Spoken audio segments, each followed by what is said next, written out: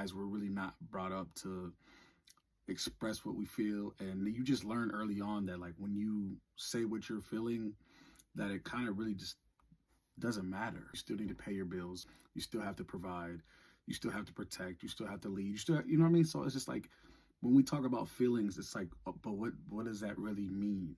They come and they go. As a guy, like, why are you arguing with women? As a man, you have to know, like, it could lead to something physical or something that we don't want it to get to. If we can't physically fight, I'm not arguing with you. It is never worth losing your dignity, your respect, your mental health, trying to be with somebody who makes it clear that they don't want you. Even if you have a kid with this person, even if you are married, you live together, whatever it is never worth losing yourself, losing your respect, trying to gain respect from somebody else. People are on their phones 24/7.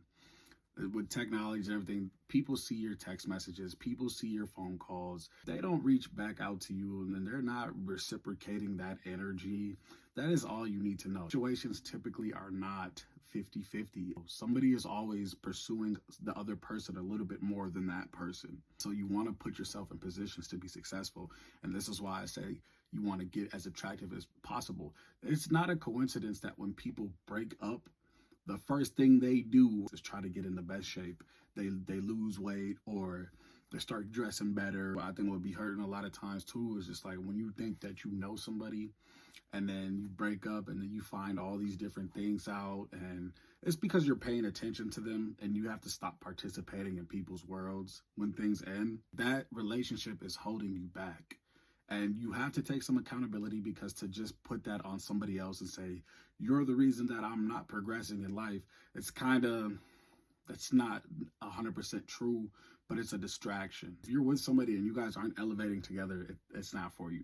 The more attractive that you get, the more privy you get to different things. Like you get to see different sides of women. You take from people that you surround yourself with. That's why a lot of times, like when people say, like, if you hang out with, if you see a female, like, you know, she's with girls that kind of get around, it's kind of like that she probably get down like them too, which isn't necessarily always true. You can't judge a book by its cover, but like subconsciously we are all getting influenced, and you know, the people that you surround yourself with, you're gonna slowly pick up on those different things, right? A good indicator if somebody is actually with you, if they start to pick up on your lingo, the music you listen to, the shows you watch, or just they start taking little bits and pieces from you. That's how you know if somebody's like really feeling you or not. I'm in a very peaceful place in my life right now, and so I'm able to tell when somebody is like rooting for me and supports me, and then I can tell when somebody's trying to slight me, or then you have people that kind of are just like keeping notice of you, but they don't ever say nothing. I've been single for so long now that just even the idea of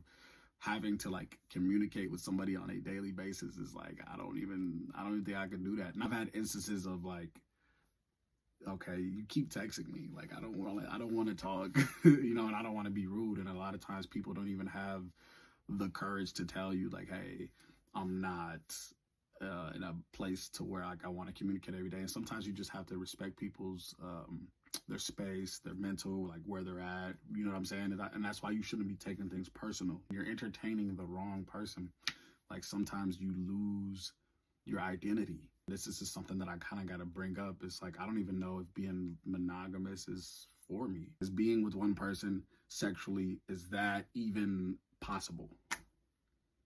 And I'm not saying that I can't do that, because every relationship that I'm in, I try to like only be with this one person, but then it's just like over time, like how do we maintain that same drive, and like you don't fall for lust and you don't try to go do stuff with other people.